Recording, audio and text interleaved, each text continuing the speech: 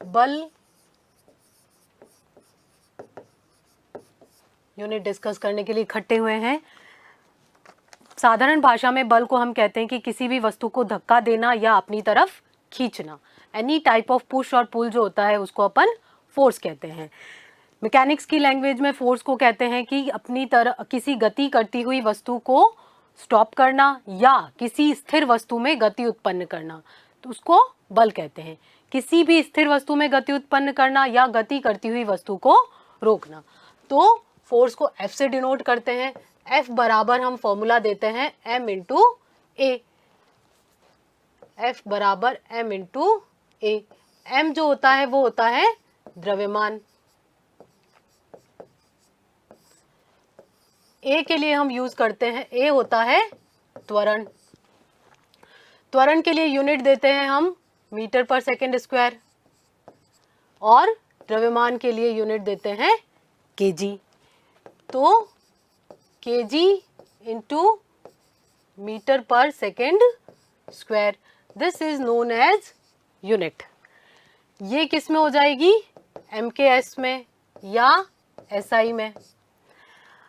अगर इसको CGS में देना है, इफ यू वांट CGS में अगर यूनिट देनी है तो क्या हो जाएगा CGS में कि kg यानी 10⁻³ ग्राम, मीटर यानी 10⁻² सेंटीमीटर और सेकेंड स्क्वायर। तो CGS में आ जाएगा 10⁵ ग्राम सेंटीमीटर पर सेकेंड स्क्वायर। इसको हम बोलते हैं डाइन। एंड तो 1 न्यूटन बराबर 10⁵ डाइन हो जाएगा। Remember this relation.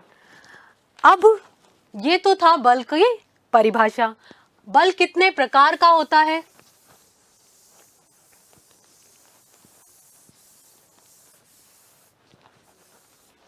बल के प्रकार।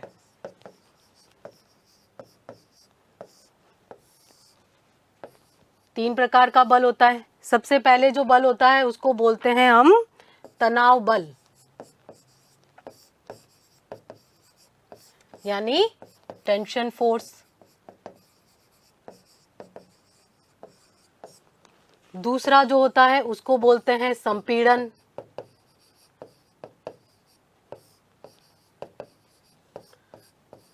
Compression. And third one is कर्तन बल। तीसरा जो है वो कर्तन बल, जिसको कहते हैं शियर फोर्स। अब ये जो तनाव बल होता है, तनाव बल के लिए हम क्या कहते हैं कि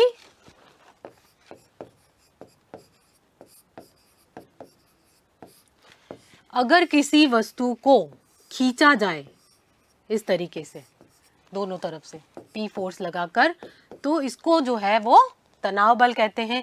इससे इसकी लंबाई में क्या होगी? वृद्धि होगी। इसका जो है लेंथ जो है वो इंक्रीज हो जाएगा।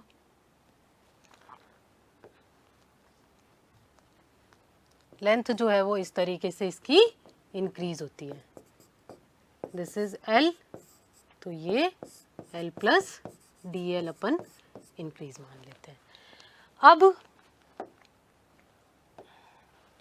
तनाव बल के बाद संपीड़न बल।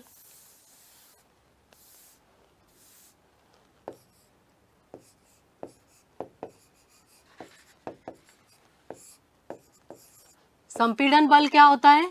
संपीड़न बल किसी वस्तु को जब कंप्रेस किया जाए या दबाया जाए तो जो है बल जो होगा वो संपीड़न बल होगा। इससे इस वस्तु की लंबाई में कमी होती है। ठीक है। तीसरा जो बल है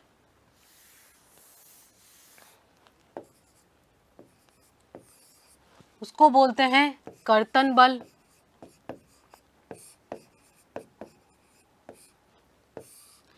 कर्तन बल का होता है कि अगर कोई दो वस्तुएं आपस में संपर्क में हैं इस तरीके से, तो इनकी संपर्क सतह पर जो बल होगा वो जो है वो कर्तन बल होगा या this is known as shear force.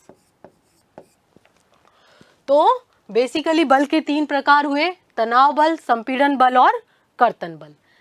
अब अगर किसी वस्तु पर बहुत सारे बल कार्य कर रहे हैं तो उन सभी बलों का अगर एक ही बल से प्रभाव दिखाया जाए तो उसको बोलते हैं रिजल्टेंट फोर्स या परिणामी बल। तो नेक्स्ट टॉपिक अपना परिणामी बल। परिणामी बल जिसको कहते हैं रिजल्टेंट फोर्स। रिजल्टेंट फोर्स की बलों का सदिश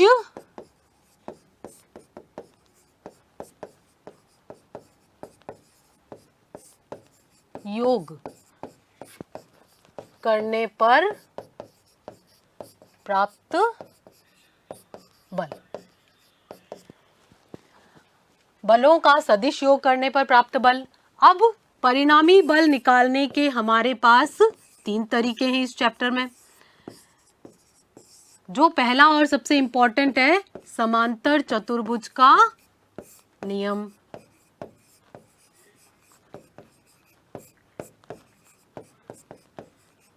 समांतर चतुर्भुज का नियम जब वस्तु पर सिर्फ 2 बल कार्यरत हो।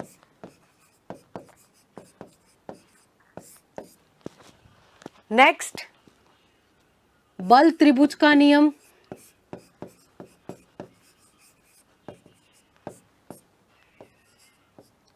बल त्रिभुज का नियम।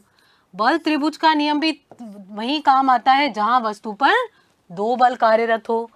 अगर वस्तु पर 2 से ज्यादा बल कार्यरत हो, अनेक बल, more than 2 forces, more than 2 forces, तो जो बल काम में लेते हैं, जो तरीका काम में लेते हैं, हम उसको बोलते हैं बहुभुज का नियम। Not this.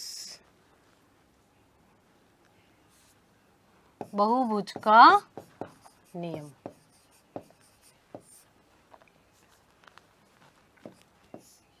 ओके, तो परिणामी बल के लिए क्या बताया कि बलों का सदिश योग करने पर प्राप्त होता है परिणामी बल।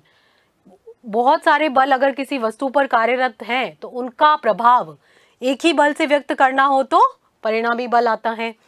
3 तरीके हैं परिणामी बल निकालने के इस चैप्टर में। सबसे पहला समांतर चतुर्भुज का नियम, दूसरा बल त्रिभुज का नियम, तीसरा बहुभुज का नियम। प्रथम 2 जो है, अगर किसी वस्तु पर 2 बल कार्यरत हैं तो काम में आते हैं। बहुभुज का नियम किसी वस्तु पर मोर देन 2 फोर्सेस, 2 से अधिक बल कार्यरत होते हैं तो काम में आते हैं। अब सबसे पहले हम पढ़ेंगे समांतर चतुर्भुज का नियम। इसका डेरिवेशन है। समांतर चतुर्भुज के नियम में क्या करते हैं कि अगर वस्तु पर 2 बल कार्यरत हैं तो दोनों बलों का परिणामी समांतर चतुर्भुज के विकर्ण से व्यक्त होता है। This is the statement for parallelogram law. तो समांतर चतुर्भुज का नियम क्या हो गया? समांतर चतुर्भुज का नियम। स्टेटमेंट हमने देख लिया। स्टेटमेंट क्या है कि अगर किसी वस्तु पर 2 बल कार्यरत है, ये कोई ऑब्जेक्ट है, एनी टाइप ऑफ, इसका ये पॉइंट है, this is known as O। इस O बिंदु पर 2 बल कार्यरत है, एक इस तरीके से और एक इस तरीके से। इस बल को मैंने बोल दिया P, इस बल को मैंने बोल दिया Q। 2 बार लिख दिया।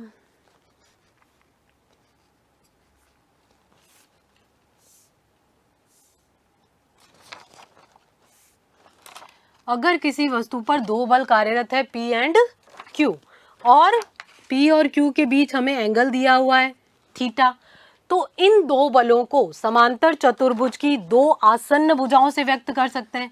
तो यहाँ मैंने व्यक्त किया 2 आसन्न भुजाओं से समांतर चतुर्भुज की, इस तरीके से। ये मेरा P है, ये Q फोर्स लग रहा है, दोनों के बीच एंगल दे दिया थीटा। समांतर चतुर्भुज बनाते हैं इनसे। तो समांतर चतुर्भुज क्या होता है? जिसकी आमने सामने की भुजाएं बराबर, आमने सामने की भुजाएं समांतर होती है और बराबर होती है, लाइक दिस।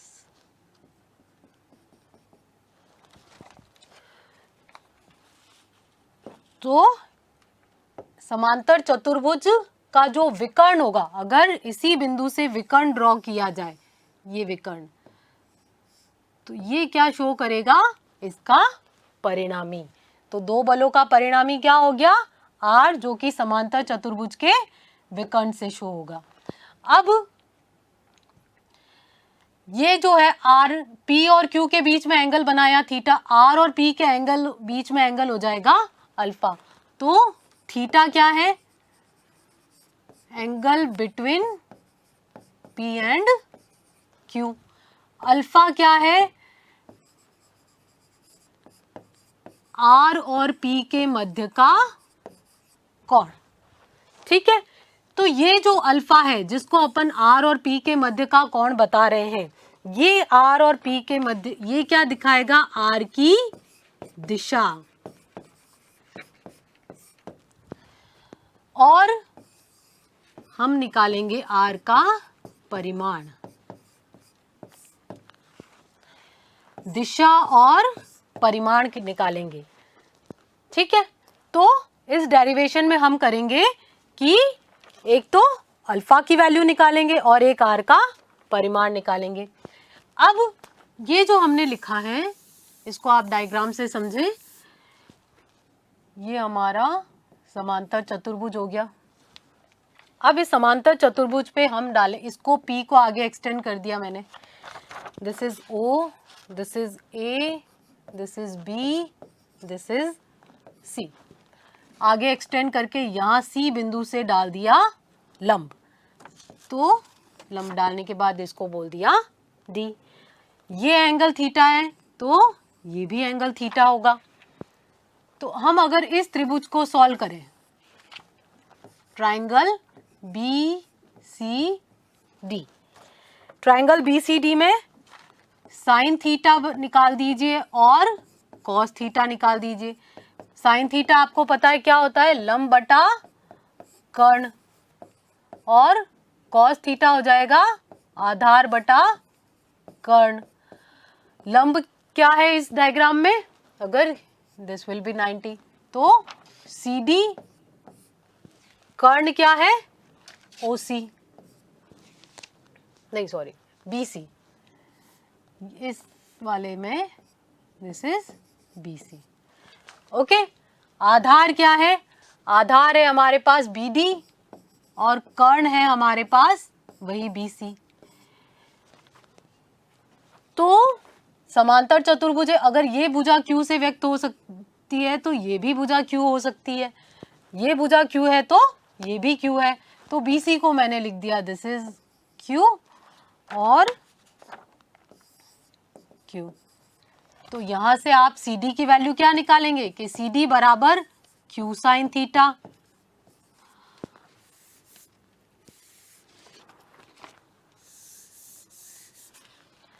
और BD बराबर Q cos थीटा। तो यहां लिखा जाए कि CD हमारा Q साइन थीटा है और BD जो है वो Q cos थीटा है, जो हमने अभी निकाला। अब ये वाला ट्रायंगल सॉल्व करने के बाद हम चलेंगे इस पूरे ट्रायंगल को कवर करेंगे। पूरा triangle,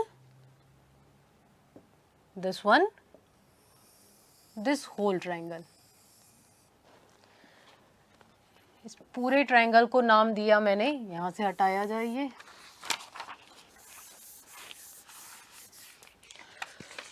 this is triangle OCD।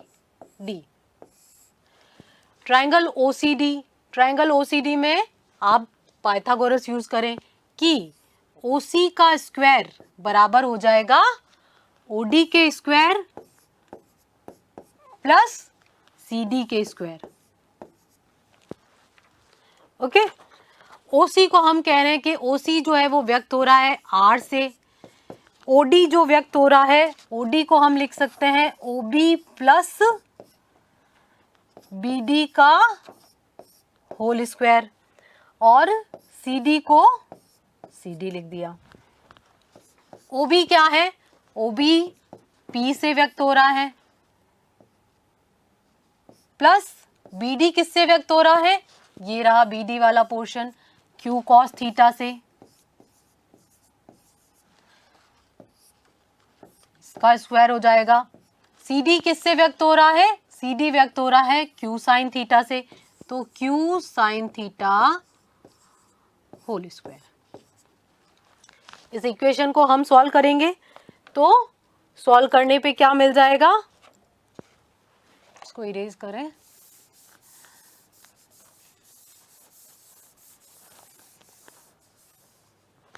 ये हमने बताया था, ये हमारा है Q sin थीटा। तो R स्क्वायर के लिए सॉल्व करने पे क्या मिला?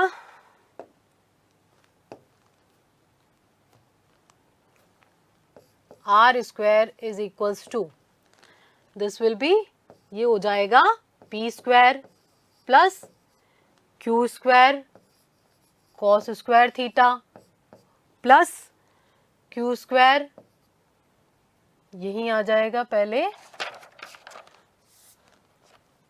2PQ कॉस थीटा प्लस नीचे वाला आ जाएगा Q square sine square theta.